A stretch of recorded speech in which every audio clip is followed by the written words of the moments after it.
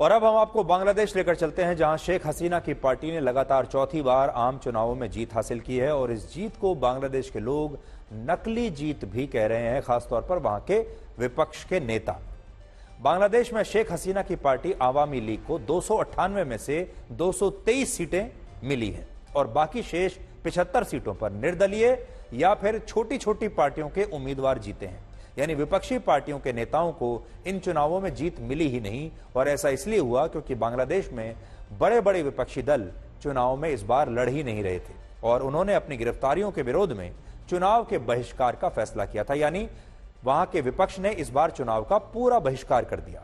अब बांग्लादेश में शेख हसीना के नेतृत्व में फिर से लगातार चौथी बार ऐसी सरकार का शासन आया है जिसमें वहां की संसद में या तो सरकार के प्रतिनिधि होंगे या निर्दलीय सांसद होंगे और वहां विपक्ष का कोई नुमाइंदा होगा ही नहीं।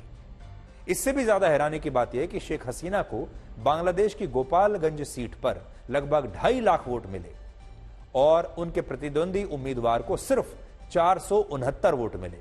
और इससे आप समझ सकते हैं कि इन चुनावों को बांग्लादेश के कुछ लोग और विपक्षी नेता नकली चुनाव क्यों कह रहे हैं।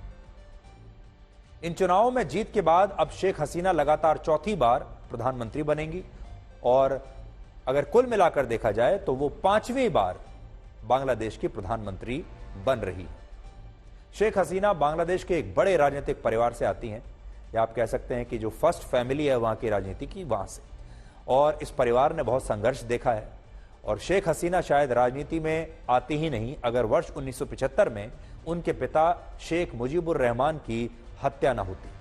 शेख मुजीबुर रहमान के नेतृत्व में पूर्वी पाकिस्तान की सबसे बड़ी पार्टी आवामी लीग ने आजादी की लड़ाई लड़ी थी और 1971 में पाकिस्तान से अलग होकर बांग्लादेश एक नया देश बना। वर्ष 1973 में बांग्लादेश में पहला चुनाव हुआ और उसमें आवामी लीग ने बहुत बड़ी जीत हासिल की थी। वर्ष 1974 में शेख मुजीबुर रहमान ने विपक्षी दलों पर प्रतिबंध लगा दिया और बांग्लादेश में सिर्फ आवामी लीग का राज था।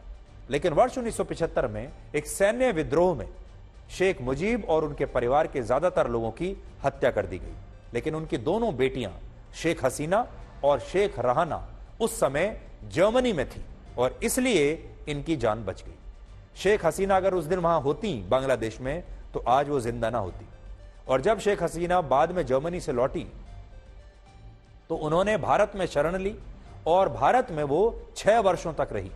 लेकिन आवामी लीग के समर्थक चाहते थे कि अब वो बांग्लादेश लौटें और उन्होंने उनकी अनुपस्थिति में ही उन्हें पार्टी का अध्यक्ष चुन लिया था। आखिरकार शेख हसीना वर्ष 1981 में बांग्लादेश लौटी और उन्होंने अपने पिता की राजनीतिक विरासत को संभाला और अपने पिता की तरह बांग्लादेश की राजनीति में वो शिखर तक पहुंच गई। और अब बांग्लादेश में शेख हसीना की सत्ता को हिलाने वाला दूर दूर तक कोई नहीं है। अब आप ये देखिए कि बांग्लादेश 1971 में पाकिस्तान से आजाद हुआ था, क्योंकि इससे पहले बांग्लादेश पाकिस्तान का हिस्सा हुआ करता था और तब ये एक नया देश बना था। लेकिन बांग्लादेश आज आर्थिक तरक्की के मामले में पाकिस्तान से भी कितना आगे निकल चुका है और पिछले 15 वर्षों में शेख हसीना ने बांग्लादेश की अर्थव्यवस्था को एक नई मजबूती दी है। वर्ष 1971 में बांग्लादेश की पर कैपिटा जीडीपी पाकिस्तान से 60% कम थी, लेकिन वर्ष 2015 में बांग्लादेश की जीडीपी पाकिस्तान से कहीं ज्यादा आगे निकल गई। आज बांग्लादेश की जीडीपी 38.4 लाख करोड़ रुपए की है और पाकिस्तान की जीडीपी 31.4 लाख करोड़ रुपए की। यानी आज बांग्लादेश की जो जीडीपी है वो पाकिस्तान से बड़ी है, ज्यादा है। बांग्लादेश की अर्थव्यवस्था लगभग 6% की दर से विकास कर रही है, जीडीपी ग्रोथ रेट जिसे कहते हैं, जबकि पाकिस्तान की आर्थिक विकास दर सिर्फ 2.5% है। बांग्लादेश में इन्फ्लेशन यानी महंगाई बढ़ने की दर 7.9 है, जबकि पाकिस्तान में यही महंगाई दर 23.6% है।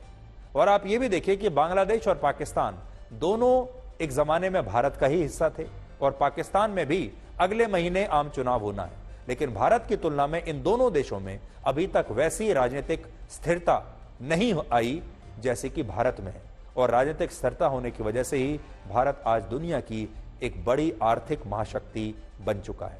तो राजनीतिक नेतृत्व जब अच्छा होता है तो कैसे उस देश के लोगों पर फर्क पड़ता है, उस देश पर फर्क पड़ता है, लोकतंत्र पर, चुनावों पर, आर्थिक तरक्की पर, हर चीज पर फर्क पड़ता है, वो आप देख सकते हैं। क्योंकि ये 3 देशों की कहानी है कहने को तो, लेकिन एक जमाने में ये तीनों देश एक ही हुआ करते थे, भारत, पाकिस्तान और बांग्लादेश।